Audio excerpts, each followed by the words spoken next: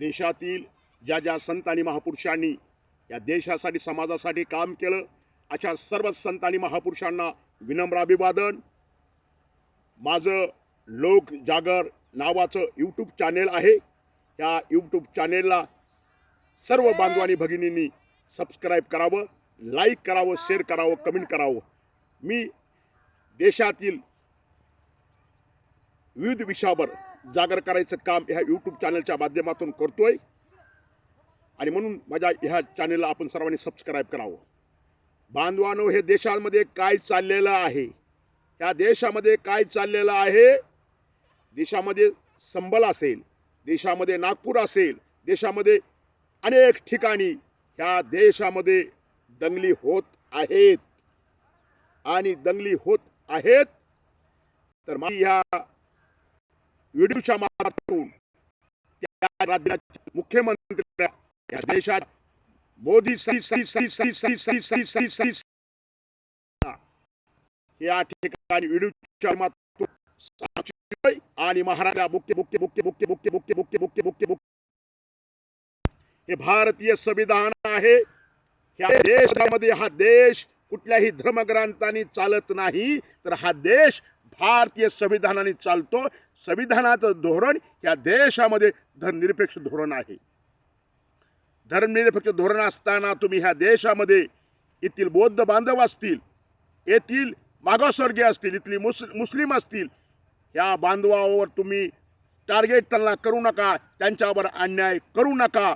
ह्या व्हिडिओच्या माध्यमातून सांगतो, संविधान देशामध्ये स्वातंत्र्य, समता, बंधुत्व हे जी संविधानाचे मूलभूत तुम्हाला संविधानाच्या मूलभूत अधिकार हक्क दिलेले आहे माणसाला माणूस म्हणून जगण्याच्या, त्याच संविधानाच्या धर्तीवर तुम्ही माणसाला या देशामध्ये शांत आणि अमन राहू द्या। बांधवांनो, कालची घटना आहे, नागपूरमध्ये दंगल झालेली आहे।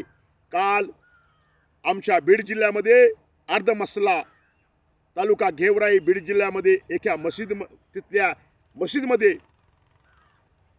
बॉम्ब टाकून त्या ठिकाणी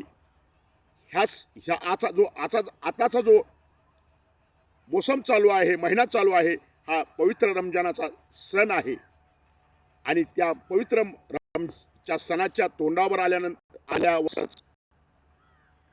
जो ह्या ठिकाणी जो मस्जिदमध्ये जो बॉम्बस्फोट झालेला आहे, त्या घटनेचा मी भीमशक्ती संघटनेच्या वतीनं जाहीर निषेध करतो। ह्या माझ्या व्हिडिओच्या माध्यमातून या आमच्या बीड जिल्ह्याचे एसपी साहेब असतील, मी त्यांना सांगू इच्छितो की ह्या बॉम्बस्फोटमधील या मस्जिदमधील जी काही बॉम्बस्फोट करणारे जे आरोपी आहेत त्यांना तात्काळ आपण अटक करावी आणि त्यांच्यावर मोकासारखा कायदा आपण लावावा, जेणेकरून भविष्यामध्ये या महाराष्ट्रामध्ये देशामध्ये अशी कुठली घटना होणार नाही।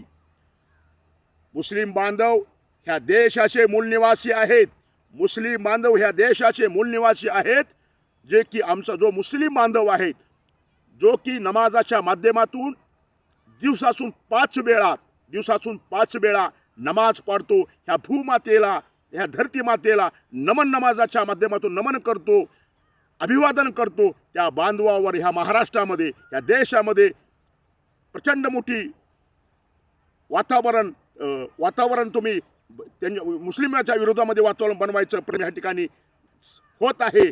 संविधान माणसाला माणूस म्हणून जगण्याचा अधिकार देतोय।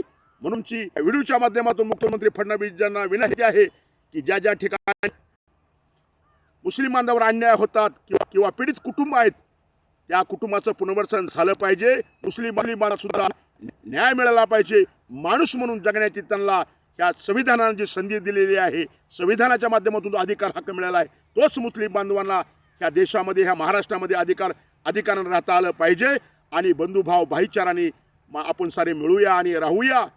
संत महापुरुषांनी असा भेदभाव नाही केला आणि तुम्ही ह्या देशामध्ये भेदभाव करणारे कोण? तुम्ही देशामध्ये, केंद्रामध्ये, तुम्ही महाराष्ट्रामध्ये अपयशी आहात। तुम्ही अपयशी असल्यामुळं ह्या नको त्या भानगडी ह्या महाराष्ट्रामध्ये तुम्ही घडवित आहात आणि इथली शांतता, चैन तुम्ही नष्ट करायचं काम करतात। म्हणून खबरदार, आम्ही ह्या देशामध्ये दंगली होऊ देणार नाहीत। आम्ही सर्व बांधव एकतेनं संविधानाच्या विचारानं राहूया आणि आपण आपला बंधुभाव जपूया. या संविधानाच्या आपण सर्व संविधानानं जो अधिकार हक्क दिलेला आहे त्यामुळे आम्हाला माणूस म्हणून जगण्याचा अधिकार दिलेला आहे. तोच विचार आपण घेऊन जगूया. एवढं बोलतो आणि थांबतो. जय शिवराय.